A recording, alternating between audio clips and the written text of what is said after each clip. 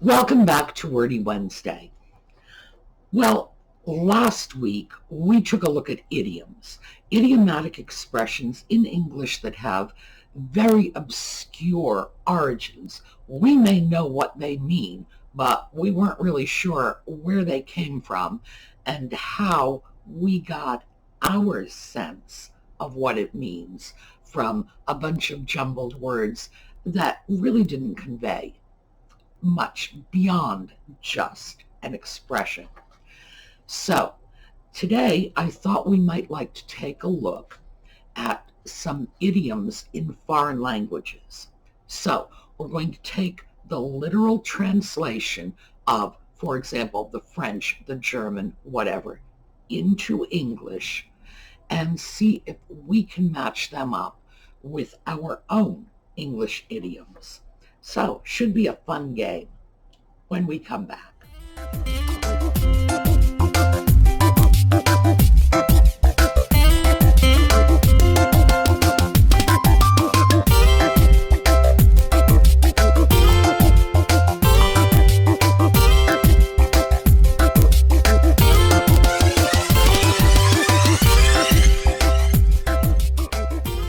So, I gathered up a list of idioms in foreign languages, and what you are getting, what I'm going to read to you, is the direct English translation of the idiom. I'm going to tell you what they mean. I've got about 14 or 15 of them here. I didn't actually count. And I came up with American English idioms that have roughly the same meaning for about 2/3 of them, but not all. And the ones I came up with, I'm not sure I really hit them spot on in every case. So I thought we'd make a game out of it. I will give you the idiom. I'll tell you what it means. If I have a version of it, I'll let you know what that is. See if you can come up with a better one. And for the ones that I don't have a version, let's see if we can find one. Okay, let's start with Armenian. Stop ironing my board. Okay, well, I can't say I immediately understood the meaning of that. It means stop bothering me. And once I know what it means, I'm starting to see it a little. So I thought our closest version to that would be stop rattling my cage. And we don't need to discuss where that comes from. You know, you shake a caged animal becomes distressed and irritated. You are bothering it. It wants you to stop. I had thought, stop yanking my chain, but that really doesn't have the same meaning. So stop rattling my cage is as close as I can come. Let's see if you can do something that's a little closer. And of course, comments are open to you. I would love to hear your take on it. French. When the French want to say this is something that is just plain not going to happen, they say when chickens have teeth.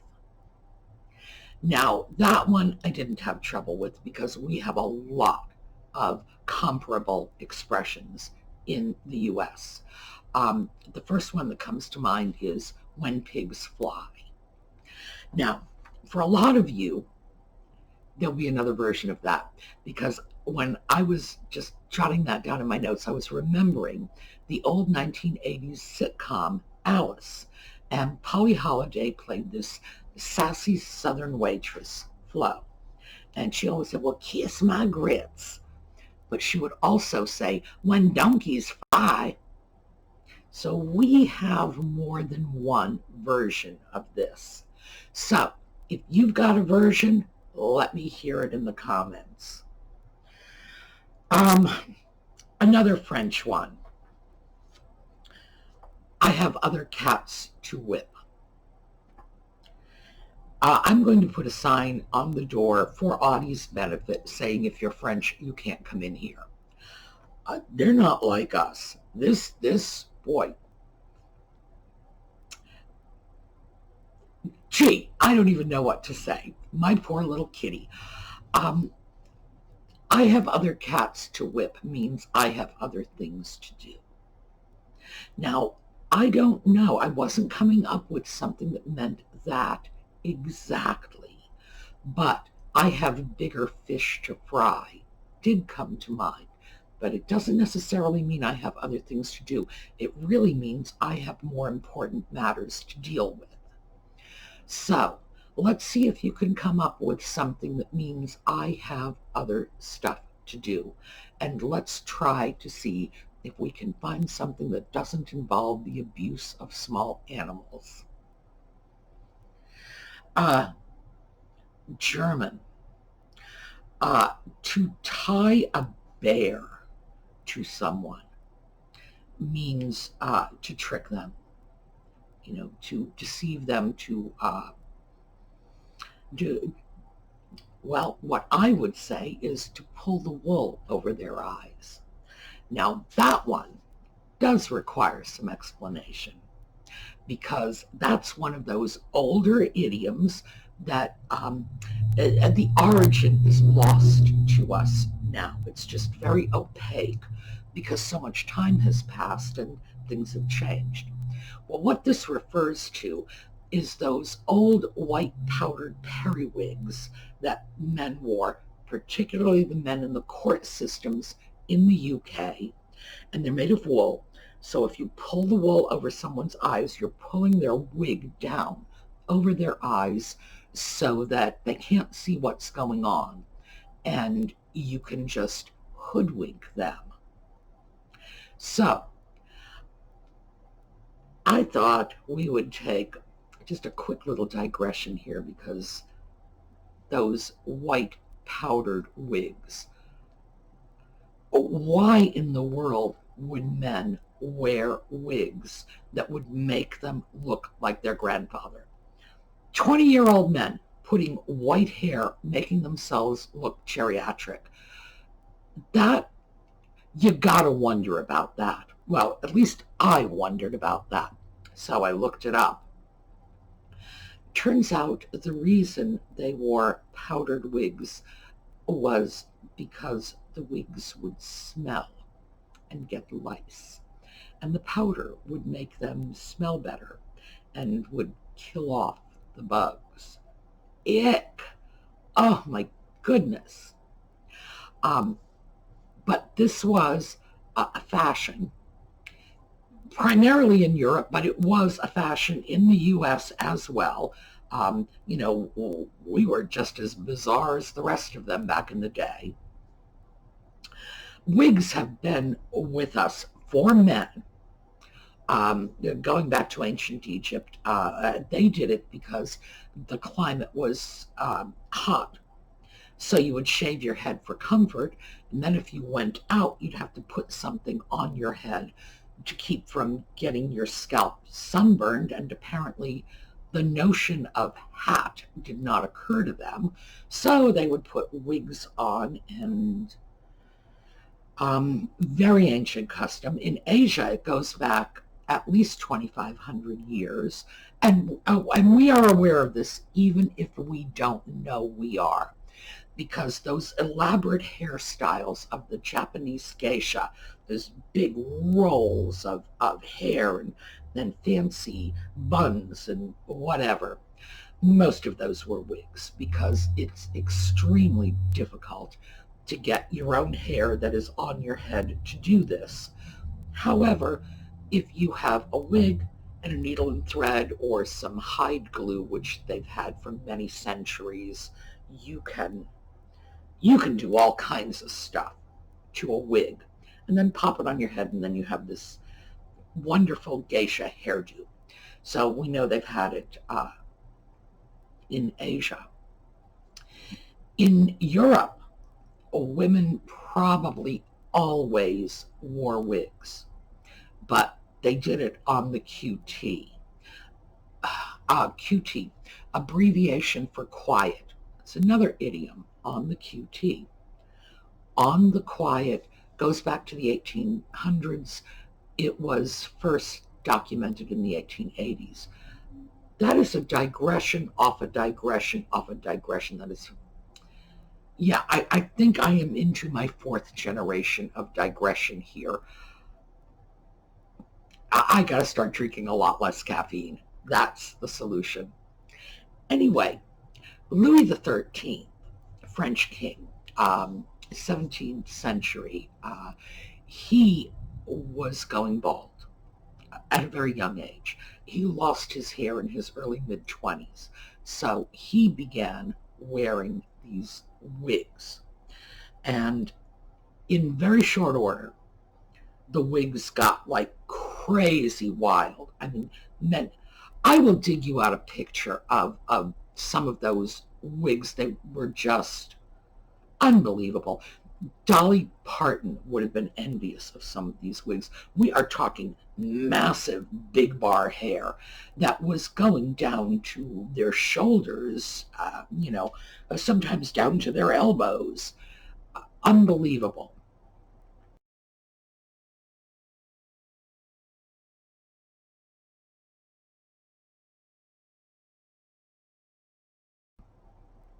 And that became a fashion. And it became a fashion all over Europe, not just in France. And it lasted a little less than 200 years because Louis started wearing his wigs in around the 1620s or 30s. And it fell out of fashion when the British imposed a tax in 1795 on wigs. They were called periwigs in those days. And so the fashion died out almost overnight, with a couple of exceptions. It remained in the law courts. They feel it gives the proceedings a more formal air. And even women, when women were admitted to the bar in the UK, they'd still put that stupid thing on their head. And they don't even bother to cover their hair. They wear it like a hat. It's just sort of plopped on their head. And, their hair will be sticking out. So to me, not only does it not give the proceedings an air of gravity and authority, it is exactly the opposite. It's just downright comical. I understand that about 10 years ago, they allegedly dispensed with the custom of wearing wigs, but I think in reality what happened was it sort of became optional. You could wear that little periwig on top of your head if you wanted to, but you didn't have to. And I do believe that before then it was a requirement in criminal proceedings in the criminal courts, not in civil matters. So that's what was going on in Europe. In the US, when we look at those wigs, I don't know about you, but I see those foolish wigs and I'm reminded of George Washington's hairdo with the little side rolls of curls and the queue running down his back. That wasn't a wig. Washington powdered and tied and curled off his own hair. So that was George Washington's hair. We did have other presidents who did wear wigs, but I'm not I'm not clear about how many of them wore them in their official capacity as president of the United States. The reason why is we know, for example, Jefferson wore a wig when he was ambassador to France because the French were still wearing wigs at that time. So he had this wig. Um, we know that Monroe wore wigs again when uh, he was a minister to France. So we know he did. Madison, I believe, was painted in a wig. I have no idea if he was anywhere near France at the time. And we know that John Adams did, but John Adams was much older than his contemporaries and had sort of grown up with that fashion. So that that's kind of understandable. He was an older man and stuck with what was comfortable from his youth. But of our first five presidents, four of them, not Washington, were known to have worn wigs. In Europe, it went through the armies. I mean, if you were a soldier, you had a special like military wig that you wore. Um, and I would hope that it would at least offer some protection in battle as a kind of horsehair helmet. But beyond that, it is a fashion that I just cannot understand or explain. So there we go. That's my multiple digressions from pulling the wool over someone's eyes. Let's take a look at something. Oh, and I promise, no more digressions. But that was just too enticing. It just tempted me. German. An elephant made out of a fly. Now, when I tell you what that means, it's really going to click, because it means to make something out of nothing. It means to make a mountain out of a molehill. So we really do have a very common expression that's spot on. It really nails it. But I like there's elephant out of a fly. Italian has an expression, not all donuts come with a hole. And what that means is basically, to quote the Rolling Stones, you can't always get what you want. We have something that's close. You don't always get what you expect. And this is one of my favorites. I picked this up when I was a kid. It's a Southern expression. Just because the cat has kittens in the oven, that don't make them biscuits. So in that case, it's not necessarily not getting what you want, but it's not getting what you expect, not necessarily having what you predict will come out of the event. So let's see if we can come up with something that's closer, something that says you can't always get what you want. Somebody besides Mick Jagger. Polish. Mustard after lunch. That means that it's too late to do something. You want to do something, you want to go to the play, but the play left town last week while you're having mustard after lunch. We have several expressions like that. One that quickly comes to mind is a day late, a dollar short. Locking the barn door after the horse has gotten away. Although that has a different sense to it. That implies prevention of a catastrophe. I think a day late, a dollar short is probably a little closer. So my challenge to you is, can you come up with something even closer than that? Now we've got a Portuguese one. And you have to know, I was looking forward to the Portuguese idioms because of our friends from English as She Is Spoke. And yeah, geez, the Portuguese did not let me down. They have an expression, take your little horse away from the rain. All right, makes no sense to me. What it means is this is something that is never going to happen. I do not get, with a lot of these, I get how they got the meaning from the expression. It's sort of intuitive. This one, no. Our dear Portuguese translators might just as well have been writing this one up for us. It meant so little to me. We do have an expression that means very much the same thing, and that's you're just whistling Dixie. And whistling Dixie comes to us directly from the Civil War, as I'm sure you can imagine, and it comes from the habit of the Confederate troops of whistling Dixie. And the meaning is that, just wishing it to happen won't make it so. Whistling Dixie will not give you a Confederate victory. So, I don't know. Maybe there are better ones. I think that one's pretty apt, but maybe you can come up with something closer.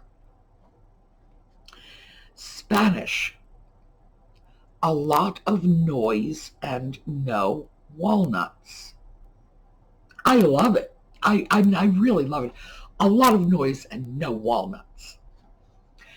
Well, what that means is all talk, no action, basically, which of course is one of our idiomatic expressions, but I think we have a better one from Shakespeare. And remember last week we mentioned Macbeth. This is from Macbeth 2. All sound and fury signifying nothing. So and when we say it's all sound and fury, we don't even need the rest of the sentence. We just, all sound and fury, again, signifying nothing, all noise, all talk, no action. So I'm very interested in hearing your contenders for this one. This is also Italian. To treat someone with a fish in their face. Good heavens. It means to treat someone disrespectfully, and I can see that. Now that I know what it means, I can see that shoving fishes in people's face would be considered extremely disrespectful, but I can't think of any expression that we have today that would, no idiomatic expression, that would amount to the same thing. We would just say you're dissing somebody, but that's really not an idiom. That's more a slang word. So, looking forward to your take on that. Okay, Japanese. My cheeks are falling off. That means something tastes really good. And I can't think of anything that specifically pertains to food in this context. I have seen people taste something really scrumptious and they're like, I've died and gone to heaven, So, but I'm not finding anything spot on regarding food tasting something really scrumptious. So let's see if you can come up with something there. Japanese. To have dumplings instead of flowers. That means to make the practical or useful choice over the more aesthetic choice. In other words, function over form. The closest we have that I can think of, and there's probably something else out there, is the old organized labor slogan of "We want bread and roses too." And it's sort of shortened to bread and roses, meaning we want the things we need, but we also want the luxuries. It sort of captures the general sense of the expression, but it's definitely not spot on. And I'm looking forward to see what you can come up with that's a little closer. So, dumplings instead of flowers, the practical choice over the more aesthetic or more pleasant choice. Let's see what you come up with, because I'm running dry on that one.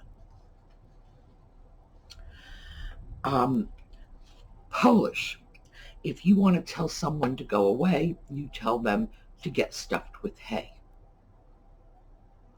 I wouldn't have put those two together, but we have an expression, get stuffed, not necessarily with hay, which generally has a more vulgar connotation to it.